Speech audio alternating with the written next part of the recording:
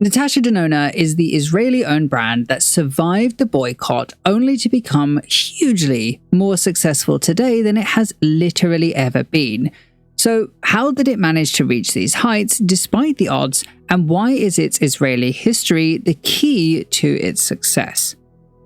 Despite what you read online, Natasha Denona was not founded in 2016. It was in fact founded in 2010 in Israel by a woman named Adi Yaron. Although, do take that with a pinch of salt because her own LinkedIn says that the company was founded in 2006.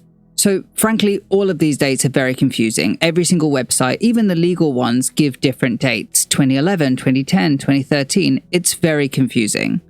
Now, I tried to pull their records from this time from Israel, but obviously Israeli websites are not being too friendly at this time. Can't think of why. But the company effectively remains dormant for 2 years until it resurfaces again in New York, now with a man named Yossi Cohen as co-director. As far as I could find, Natasha Denona at no point in all of this has her name in any of the company filings. She's essentially unrelated to the business outside of her name. Why this is I couldn't tell you. It's a trademarked and licensed brand, obviously, but it still is a little unusual that she's not even a director in her namesaked brand, especially considering it is her full legal name. So, somewhere between 2006 and 2010, Natasha Denona was owned by Adi Yaron and not Natasha Denona. Her website at this time was purely focused on herself as a makeup artist working in Tel Aviv, Israel. Here's a Google translated version of that site for you to read. And doing things like bridal work. It wasn't like mega famous magazine work whatsoever. Meanwhile, Natasha Denona Makeup, the company, expanded into New York in 2012 without her and instead brought on Yossi Cohen as co-owner. I'm assuming because the company now claims to be founded in New York that Cohen is the investor to the brand, but they actually launched in Tel Aviv in July 2014 with this launch event that came around the same time as their D2C website first became active, changing away from the original version I showed you earlier. They only later shipped worldwide from December 2014, which I know both because of this post on Facebook and because there's a YouTuber by the name of Tara Babies who had shopped the collection before the official US release date and had it shipped directly from Tel Aviv. They also had a surprisingly large collection at launch, so they had primer, concealer, powders, bronzers, body shimmer, eyeshadow singles, palettes, eyebrow shadows, lipstick palettes, lip pencils, which aren't on the website but there's a picture on Facebook, blush, gloss, eyelashes, bags, etc. There's really a lot. It's a lot for a debut. Enough, at least, for me to think that it's private labeled. The packaging too is quite generic. It looks like Avon to me. I just can't unsee it. The packaging is also not completely consistent between products. It's made in Italy, where private labeling is known to be a thing. There's enough points in this to make me wonder if that's how they started. However, the only indicator to me that they weren't privately labeled, but just had some ridiculous launch buzz was the price point. Her 28 pan eyeshadow palette was 1,990 Israeli shekels, which is over 600 USD for a single palette. So that's astronomically high. Clearly, they're going for a very, very top of the line cosmetic brand aimed more towards other professionals than it is aimed towards the general public. There's also no reviews from the brand that I could find from this time to see how well it was received. Regardless, it does continue this way, serving the Israeli and globally Jewish population of makeup artists with a D2C model out of Tel Aviv for about a year. Soon, however, it was time to expand, and seemingly they plan to enter both into America and the UK around the same time, as on the 4th of September 2015, Adi and Yossi began a new company in the UK, which here are some of the documents. It's a company that still remains dormant to this day, but it does exist, so I'll tell you about it, show you the documents, but nothing came of this. Then, mere days later, on the 10th of September 2015, they launched online in the US with Beautylish, and on the 17th in Sephora, all of which with a massively reduced price to $239 US, so only a third of what it was before. This is very likely where you know the brand from, Sephora. This is the date they still, to this day, claim as a foundation, even though it was very far from this, and it did work effectively like a relaunch of the brand coming into this new American demographic. And in fairness, the buzz was buzzing. There were a lot of videos talking about this very, very high price point makeup. People were generally really excited about this new brand doing things a little bit differently. It doesn't seem like anyone was really talking about the enormous price cut from its original price. Maybe they didn't know, but it does make sense if in this relaunch they were targeting a more mass audience to cut the price, albeit still targeting a luxury-geared mass audience within that. Bafflingly, it's only at this point, a full year later, that they initially went on sale in America in September 2016, that they filed for trademarking the name under a company called the Natasha Denona Trading Limited, which is a company that she had founded in Malta. Realistically, I assume Natasha Denona was licensing her name personally before all of this, and then after seeing how well the relaunch went in the States, decided it was probably best to consolidate it into a company within an EU country. However, this is where it gets weird. So the trading company itself is half owned by a company called Natasha Denona Holdings Limited, which is a totally separate company set up in 2016, also in Malta, by, get it, the Natasha Denona Trading Company. So each company is registered as owned by the other, except Natasha Denona Trading Company is co-owned by Trident Corporate Services Limited, who I could find no information on other than the fact that they're a trust. Even weirder to this, however, is that, well, firstly, the other notable thing about this is that Yossi Cohen is a director of the Natasha Denona Trading Company, along with a couple of other people from Malta, but not Adi Yaron, which may also give weight to the assumption that Cohen was the investor from New York that made the label possible all the way back in 2012. Secondly, this is the first company that Natasha Denona, the person, is the director of, has some kind of personal stake in. And thirdly, and most interestingly, the Natasha Denona Holdings Company doesn't have its list of members or directors public at all. It's founded at the same time, owned by a company which owns them. That company does have its shareholders and directors public, and the Natasha Denona Holdings Limited has links to the British Virgin Isles, which, unlike Malta, has very favourable tax laws, making it a tax haven. It's big old side eye here.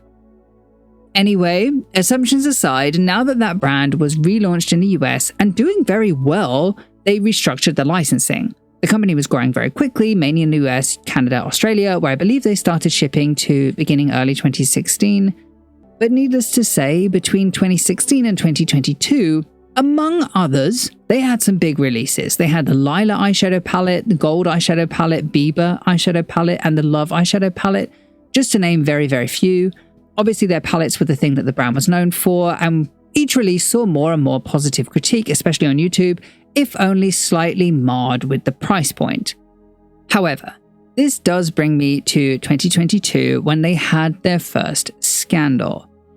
In June 2022, Natasha Denona released a makeup tutorial in collaboration with Sephora aimed at demonstrating winged eyeliner techniques for people with monolids or hooded eyes. However, the model did not have monolids, leading to an accusation of cultural insensitivity and misrepresentation, which she really didn't respond very well to, telling her Asian fans that she was trying to educate them because she doesn't see well-applied eyeliner on monolids, which I'll remind you, she can't identify what a monolid is.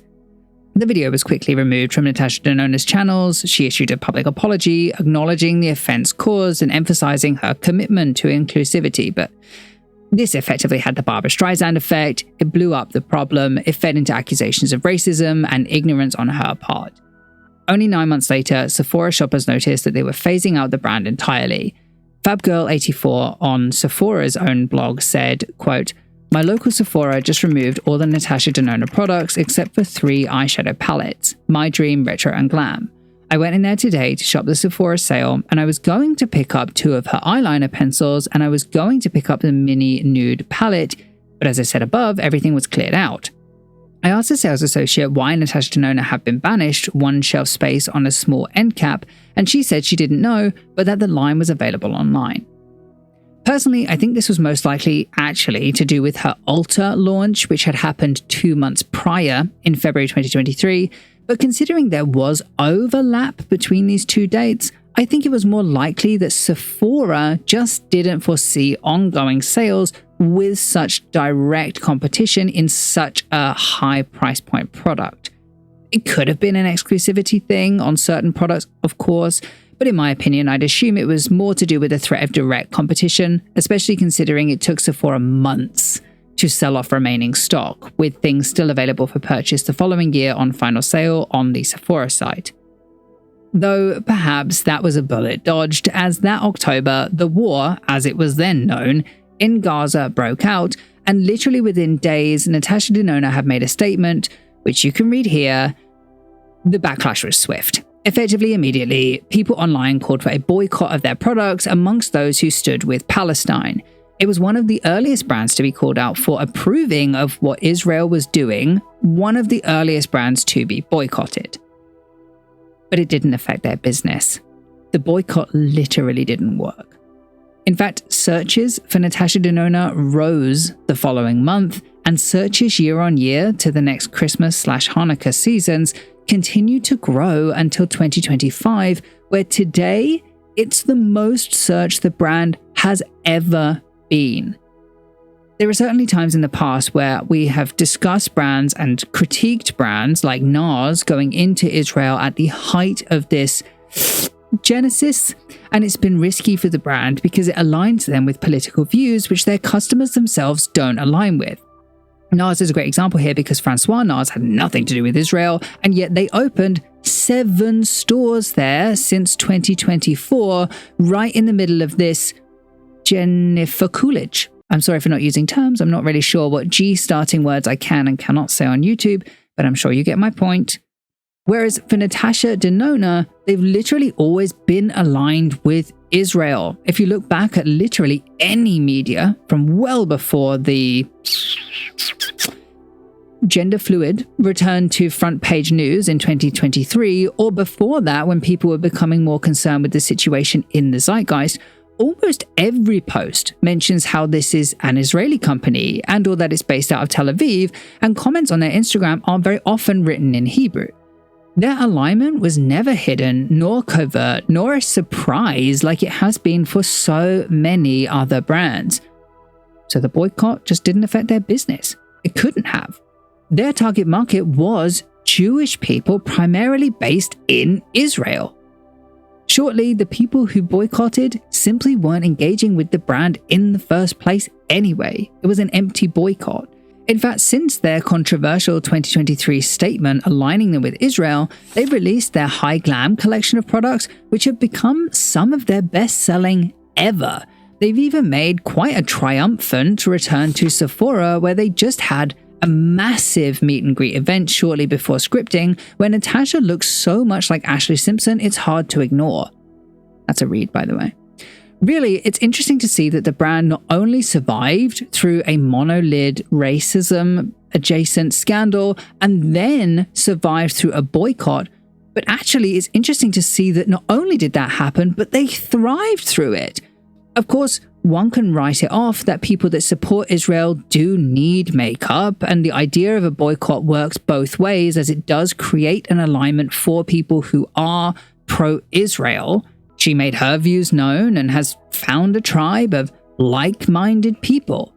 We're really in a consumer landscape now where a company's political alignments dictate which consumers they entice. It's been this way really since The Body Shop popularized it so many years ago. And frankly, no customer, regardless of their views on generational wealth, likes to be lied to. No one likes to be left questioning if they do or don't align in values. It comes down to the all-important factor of consumer trust. It couldn't have been broken for Natasha Denona because they have always been so directly aligned with Israel, having been technically founded there 15 years ago. So it only really stood to grow with their expansion into the global Jewish, pro-Israel Jewish, really important distinguisher there, target market that they'd been fostering all this time. It's almost like Natasha Denona became the antithesis of Huda Beauty, who did exactly the same thing for global Middle Eastern people and are now very pro-Palestine in their social media. They're effectively two sides of a coin serving who the other doesn't.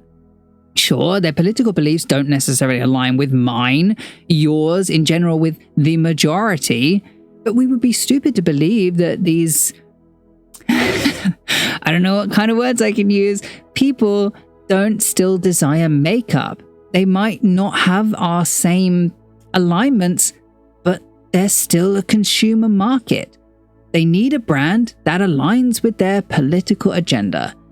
And that's just it. Where there's a market, there will become a brand. Thank you so much for watching this video. Please do like and subscribe. I'm sure you can feel my frustration through the video on this one. But for more videos like this one, but about fashion brands, do check out Understitch here for videos very similar. And a huge thank you goes out to my patrons over on Patreon for their ongoing support. All content used in this video is done so in accordance with the principles of fair use. However, if you have any concerns, please contact me directly at contact@understitch.co.uk.